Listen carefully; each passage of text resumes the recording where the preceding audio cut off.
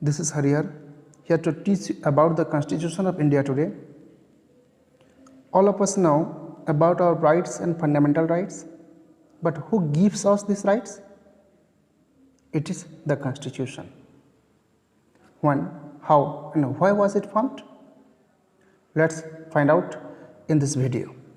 The Constitution is the supreme law of a country. It frames fundamental political principles, practices rights, powers, and duties of the citizen of a country. Then, how the Constitution of India was framed? The demand for the Constitution was framed by Constituent Assembly. The demand for India's political destiny should be determined by Indians themselves had been put forward by Mahatma Gandhi as early as in 1922. Then, in 1934, the idea of Constituent Assembly for India was put forward for the first time by M.N. Roy, a pioneer of a communist government. Then, in 1935, the Indian National Congress for the first time officially demanded a Constituent Assembly to frame the Constitution of India. In 1938, Jawaharlal Nehru, on behalf of Indian National Congress, declared that the Constitution of Free India must be framed without outside interference by Constituent Assembly on the basis of adult franchise. And finally, this demand was accepted by the British government in what is known as August Offer of 1940. In 1942, Sir Cripps, a member of the cabinet, came to India with the draft proposal of British government on the framing of an independent constitution to be adopted after World War II, and provided two political parties, Congress and the Muslim League. The Cripps proposals were rejected by the Muslim League, which wanted India to be divided into two autonomous states with two separate constituent assemblies.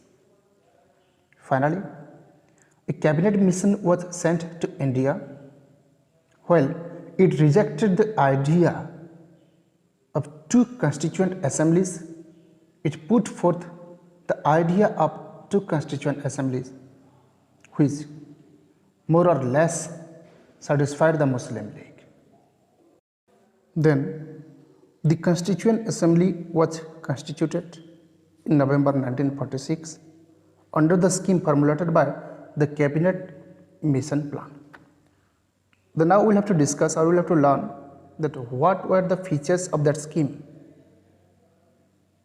First and foremostly, the total strength of the Constituent Assembly was to be 389, and out of these 296 seats were to be allotted to British India and 93 seats to be princely states, and out of 296 seats distributed to the British India, 292 members were to be drawn from the 11 governors provinces and 4 from the 4 chief commissioners provinces, 1 from each.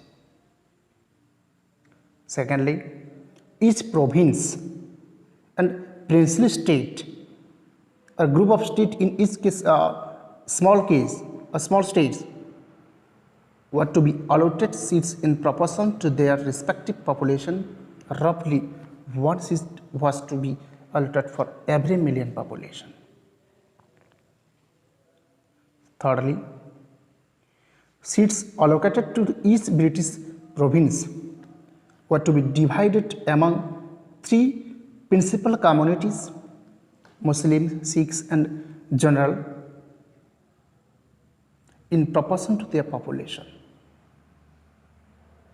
Fourthly, the representatives of each community were to be elected by members of that community in the provincial legislative assembly, and voting was to be by a method of proportional representation by means of single transferable voting system.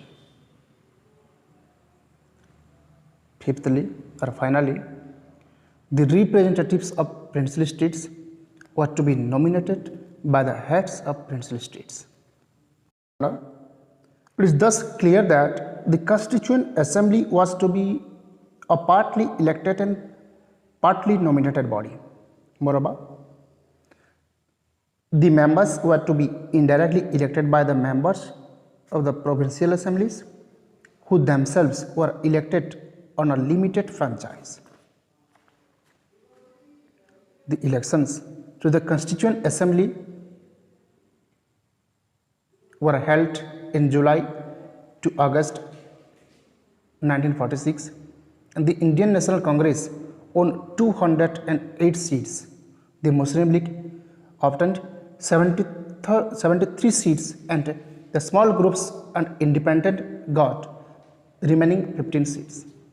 However, the 93 seats allotted to the princely states were not filled, as they decided to stay away from the Constituent Assembly.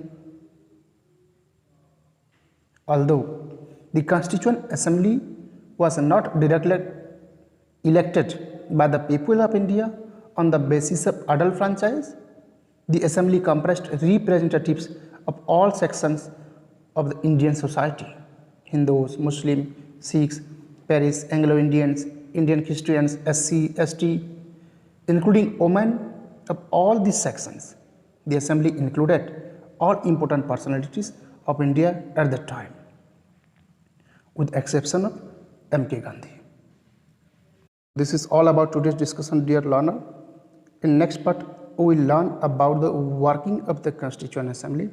With this, I remain. Thank you.